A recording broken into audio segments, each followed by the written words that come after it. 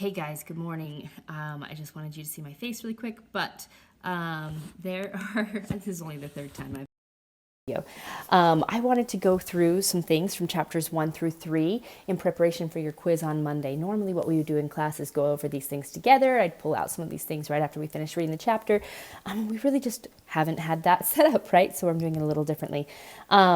So also, before I get too far into this, I wanted to show you in YouTube, whether if you're on your computer, it'll be a little different. The icon will be down near the bottom, but up here near the top, you can mess with the quality, but you can also mess with the speed, the playback speed. So you could listen, up to 2 times on this just to kind of get through the material, but I would go up to 1.25 and then up to 1.5 and so forth before you do that, just to kind of make sure that you've got that. Okay, so a couple of things that are important to be thinking about as we're looking through and possibly annotating. If you hate to annotate, then take notes after you read a chapter about some of the important symbols that might pop up, some of the important social class things. And also, if you remember from John Green's video, this novel has been called the Great American Novel, and there are reasons for that. So why has this novel, The Great Gatsby, become the Great American Novel? It was popular when it was published. It's now popular again still. People are teaching it. And what is it about it that gives it that literary value? And even if you get to the end of the 9 chapters and you're like, nah, not my favorite, hopefully you will be able to see some of that value, especially when we're looking at social class, when we're looking at a picture of what the upper class looked like in the 1920s and why some of those exorbitant lifestyles became problematic. Okay, so where we are right now, this is actually just pictures of my book. I wanted to make sure that you could see some of my annotations and I could go through my thoughts a little bit differently than in the digital book. Now, by no means should your book look like mine. I have reread this book so many times. Even on this page alone, you can see 4 different colors. Don't worry, yours does not need to look like this, unless you love it. But don't make yours look exactly like mine. Okay, so this is where we left off on where I was reading to you. And one of the things that I think we did talk about was the fact that Nick finally felt a little bit settled when he was able to give directions to a new neighbor, and he was no longer the new person. So here I have in the margin written the idea of not being new, kind of starting to settle you, when you're not just the new person anymore. And that's 100% true. Oh, crumb. Sorry, guys. Here we go. Okay, so then we get into the ideas of the eggs, right? So, and I wanted to show you a picture of what this looks like. Some of you might have this picture in your book. I know it's in my book, but just so you can kind of see and imagine, visualize what that looks like. So over here we have Manhattan, right? And then we have Queens, we have Long Island City, the Bronx, all of these places you've heard of. We have the bridge. Then we have this, right? That is really important. That's the railroad. And if we come down here, now that we're into chapter 3, you have read, we need a darker color, a little bit about this place, the Valley of Ashes. But here we have the 2 eggs, okay? So here's the west egg and the east egg. You can kind of see the visualization of what those look like. And whoops. So when we go back into our book, we can talk about the fact that, they kind of look like the egg and the Columbus story. They're both crushed and flat on the contact end. That was already kind of shown in those pictures. But then they're really nothing alike. So this is really interesting. To the wingless, a more arresting phenomenon is their dissimilarity in every particular except shape and size. So if I was a bird looking down, they look very similar, but they're so different, right? And we start to get some of why they're different coming up right here. So Nick lives in the West Egg, the less fashionable of the 2. And we're going to find out as we continue on that the West Egg has become kind of the place for the new money. People who don't come from wealthy families but have made a wealth for themselves with a lot of times illegal gambling, maybe with bootlegging, but also just, they've really made something. They're the self-made person or man, if you will. Whereas the East Egg is more of that old money. These people who have come from families of wealth. If you think about, it's like Americans' aristocracy, right? So in America, we don't have a nobility, but these would be the nobility. They'd be the people who came from money and wealth. A lot of them moved up from the South, right? Where their families owned plantations, owned slaves, a lot of these different things to build some of that just exorbitant wealth, which we'll talk about in a minute. But point being, West Egg, new money, East Egg, old money. Nick lives on the West Egg because that's where his friend found their little teeny place, smushed in between two gargantuan mansions, right? So we've got squeezed between. But then we have the one on my right now this is really going to be important right here. The one on my right was a colossal affair by any standard. It was a factual imitation of some Hotel de Ville in Normandy, with a tower on one side, spanking new under a thin beard of raw ivy. So, spanking new, raw ivy. So it has the appearance of being old, of being something that's been there for a long time, but it's not. It is brand new, and it's all there for appearances, right? It has a marble swimming pool, more than 40 acres of lawn and garden. This is Gatsby's mansion, okay? And he didn't know him at the time, but this is really an important place. Okay, and then just the fact that he was near lots of millionaires made him feel a little bit better about life. Okay, so then across the bay, right, we've got the East Egg with history. Summer really begins in the evening, da da da da. He goes over there, and he goes over there because he went to see the Tom Buchanans. Daisy is his second cousin, once removed, and Tom and he went to college together. So they've got some ties, right? Her husband, now this is interesting that it's talking about Daisy's husband, among various physical accomplishments, had been one of the most powerful ends that had ever played football at New Haven, a national figure in a way, one of those men who reach, now this is really important, such an acute limited excellence at 21 that everything afterwards savors of anticlimax.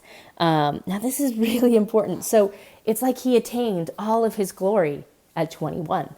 So then what comes after that? Nothing. And this is really interesting. So I don't know how many of you have seen the movie Napoleon Dynamite, but to some extent, Tom is an Uncle Rico, except that he actually is very successful. But still, his mind is kind of living in those glory days a little bit, which becomes really important. But he's young and very wealthy. This whole paragraph just talks about all the money that they have. They've drifted all over the place. They were in Chicago and France, all over the place. They come to New York. Daisy says it's permanent, but this is really interesting. Nick, knowing them both, says, I felt Tom would drift on forever, seeking a little wistfully for the dramatic turbulence of some irrecoverable football game. So seeking for some of that just grandeur, right, that he can't grasp back. It goes over the home and how beautiful it is and the fact that it is just everything you would imagine, whereas, remember, Gatsby's has the appearance of being that. Now, we get into talking about Tom a little bit, and this is really important. So Tom, he is a manly man, right? Every bit a man, I've written over here. So it says he had changed since his New Haven years. Now he was a sturdy, straw-haired man of 30 with a rather hard mouth and a supercilious manner. Two shining, arrogant eyes had established dominance over his face and gave him the appearance of always leaning aggressively forward. Not even the effeminate swank of his riding clothes. So the riding clothes had more of a feminine tailor to them, and they could have the appearance of making someone look a little bit more feminine in the way that they wore them. But not even those clothes on the body of Tom Buchanan could make him look feminine because he was such a picture of masculine, apparently. He's got his calves that are just straining the top lacings. His muscles in his shoulders are just shifting. But then this is really important here, where we have, it was the body capable of enormous leverage, a cruel body. And that's going to become really important as we move forward. Okay. So they continue. This is really kind of interesting, just the idea that he's got everything. He doesn't need you to tell him he's got everything. He knows. So he says, I've got a nice place here, right? All right, now they talk about walking through all of these different places. But this is my favorite, right? So a breeze blew through the room, blue curtains in at one end and out the other like pale flags, twisting them up toward the frosted wedding cake of the ceiling.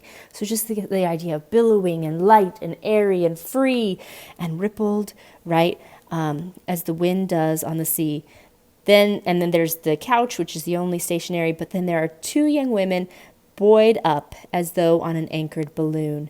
They were both in their white dresses, were rippling and fluttering as if they had just blown back in after a short flight.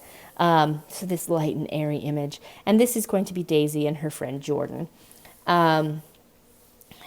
So he finds himself almost surprised, right?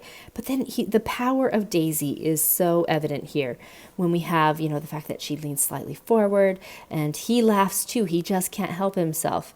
And then she murmurs, and people say that she murmured so that people would lean towards her. Now, this is interesting because he says an irrelevant criticism that made it no less charming. And I think this is so interesting. Nick's charmed by his own cousin. Okay, so then they continue into dinner and, talking. This is just them talking about different things. And it's fun, it's cute, and there's some important things going on. But it really gets more interesting as they get to dinner. First off, right, Jordan says that she's been lying on that sofa for as long as she can remember. Lots of hyperbole here, because she has obviously not. And we have the first idea that Nick is maybe interested in Miss Baker because he enjoys looking at her. Now, here is another really important part down here. Jordan says, "You live in West Egg? I know somebody there." And they say, "You must know Gatsby." "Gatsby?" demanded Casey. "What Gatsby?" Which makes us wonder, what's going on here? Why does Daisy know Gatsby, and why is that going to be important? Then they go to dinner, and then we get another idea about Tom's brutality a little bit, and it was an accident. I can believe that, but her little pinky is hurt. It's got a bruise, and she says, "Tom, you did it. I know you didn't mean to, but you did. That's what I get for marrying a brute of a man," right? And we kind of get into that. Okay, now, this is awful. But we get a little bit more of a picture of Tom when he starts going off about this book that he's been reading called The Rise of the Colored Empires. And he talks about the fact that the book says that the African Americans are going to take over, and that if the white people don't do something about it, they're going to be no longer the dominant race, which just shows what a scumbag he is, and that he's just really... he's kind of awful. He wants to maintain his dominance. He is a white upper class male in this time period, and he has all the privilege, and he doesn't want to share that with anyone. But then we get this. This is, I think, is really important. There's something pathetic in his concentration, as if his complacency, more acute than of old, was not enough to him anymore. Okay, then we get the phone, right? So let's see. So the phone rings. The telephone rings. And then we get this lovely story down here. Because Tom goes out to take the call. Daisy goes out to find out what's going on. And while it's happening, Nick tries to carry on conversation with Jordan. She says, shh, shh, shh, I want to listen. And he's like, is something happening? And she says, you mean you don't know? Everybody knows. Tom's got some woman in New York. So he's cheating on Daisy. And I love the way that it talks about the telephone ringing again, and the fact that we have this fifth guest's shrill metallic urgency, right? Which is all suggestive and symbolic of this woman, this outside figure that's a part of the relationship, and how important that becomes. All right, let's see. Then Daisy opens up to Nick, talks about how she's had a very hard time. And this is a really important story here when she talks about the fact that she had just given birth. And she comes out awake and she's like, Tom, who knows where he was? Turns out we find out a little bit more about Tom. He was not around ever, really. And it's a girl, and she says, all right, I'm glad it's a girl, and I hope she'll be a fool. That's the best thing a girl can be in this world, a beautiful little fool. And that's something you're going to want to really think about. The idea that she wants her to be beautiful, but also foolish. And why? Why would that be? Okay, let's see. Now we've got this membership in a rather distinguished social society which she and Tom belonged, living a possible lie, that they've got this perfect life on the outside, but it's obviously not that perfect on the inside. We get more about how he likes Jordan, and we find out she's the famous golf player. We get an allusion to a story about her, but he forgot it. Let's see. And she talks more about Jordan. We get a little bit more of that, the way that Tom talks to his wife. We also get the illusion that there's a girl back west, that maybe Nick was engaged. And libel, the word libel means it's a lie. It's not true. And so they're saying, but we've heard it, so it must be true. Everyone's saying it, but it's not. He's not engaged. Okay. Let's see. When Nick gets home, this is another really interesting part. He's got this, and I'm just going to read this. Already it was deep summer on roadhouse roofs and in front of wayside garages where new red gas pumps sat out in pools of light. And when I reached my estate at West Egg, I ran the car under its shed and sat for a while on an abandoned grass roller in the yard. The wind had blown off, leaving a loud, bright night with wings beating in the trees and a persistent organ sound as the full bellows of the earth blew the frogs full of life. The silhouette of the moving cat wavered across the moonlight, and turning my head to watch, I saw that I was not alone. 50 feet away, a figure had emerged from the shadow of my neighbor's mansion, and was standing with his hands in his pockets regarding the silver pepper of the stars. Something in his leisurely movements and the secure position of his feet upon the lawn suggested that he was Mr. Gatsby himself, come out to determine what share of his our local heavens. What share was his of our local heavens. I decided to call to him. Miss Baker had mentioned him at dinner, and that would be enough for an introduction. But I didn't call to him, for he gave a sudden intimation that he was content to be alone. He stretched out his arms toward the dark water in a curious way, and far as I was from him, I could have sworn he was trembling. Involuntarily, I glanced seaward, and distinguished nothing except a single green light, minute and far away, that might have been the end of a dock. When I looked once more for Gatsby, he had vanished, and I was alone again in the unquiet darkness. So remember, one of the big symbols that we needed to look for was that green light, and the symbolism that might be in part of it. All right, guys, that's chapter 1. I'm going to do another video of chapter 2 and then chapter 3, but because these chapters are long and I'm highlighting quite a bit, I decided that I would just split them up into different chapters.